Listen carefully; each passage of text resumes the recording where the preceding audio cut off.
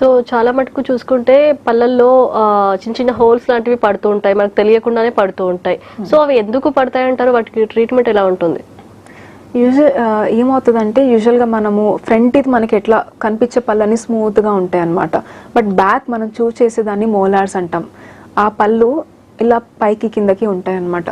Rough surface ఉంటుంది, స్మూత్గా ఉండదు. మనం ఏదైనా స్టిక్కీ సబ్స్టెన్సెస్ తిన్నప్పుడు, లైక్ బెల్లం పాకంతో చేసిన ఐటమ్స్, స్వీట్స్, చాక్లెట్స్ అవి తిన్నప్పుడు ఏమవుతుందంటే కొంచెం అనేది స్టక్ అప్ అయి ఉంటుంది ఆ ఏరియాలో. సో మనము వాటర్ తాగినా ఏం తాగినా సరే ఒక 5 to 10% అక్కడే స్టక్ అయి ఉంటుంది టూత్లో. అదేం చేస్తుందంటే ఆ షుగర్ మళ్ళీ డ్యామేజ్ చేస్తూ ఉంటుంది అనమాట, బ్యాక్టీరియా ఆ షుగర్ దగ్గరికి వెళ్ళి మన టీత్ని. సో అందుకనే మేము చెప్తాం కొంచెం తిన్నాక బాగా పుక్కిలించి ఉయ్యాలి, కంపల్సరీ నైట్ టైం బ్రషింగ్ చేయాలి, not just in the morning. ఎందుకంటే మార్నింగ్ నుంచి ఏం తిన్నా ఏదో ఒకటి తింటూ ఉంటామో అది ఫ్లష్ అవుతూ ఉంటుంది. బట్ ఆ ఉండడం కూడా మనకి ఆ 5 to 10% అయినా ఆల్మోస్ట్ ఒక 12 to 24 hours నోట్లోనే ఉంటుంది మనకు తెలియకుండా. సో ఆ స్టక్ అయి ఉంటుంది ఆ రీజన్లో. సో కనీసం మనం పడుకునే ముందు బ్రష్ చేస్తే ఆ రెమనెంట్ ఏమైనా ఉంటే క్లియర్ అయిపోతుంది అనమాట మనకి నైట్ టైం బ్రష్ చేయడం వల్ల. సో అందుకనే పర్టికులర్గా చెప్తాం నైట్ కూడా బ్రష్ చేసి పడుకోండి అని.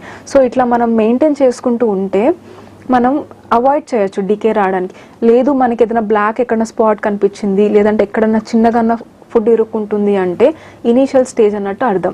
అది ఇమీడియట్గా మనం డాక్టర్ దగ్గరికి వెళ్తే నేను ఇందాక చెప్పినట్టు మనకి నర్వ్ బ్లడ్ సప్లై ఉంటుంది, అక్కడి వరకు వెళ్ళకుండా పైనే ఉంటుంది అనమాట, పైన పొర ఎనామెల్ డెంటిన్ వరకే ఉంటుంది. అలా ఉన్నప్పుడు మనం ఫిల్లింగ్ చేసేసి క్లోజ్ చేసేస్తాం.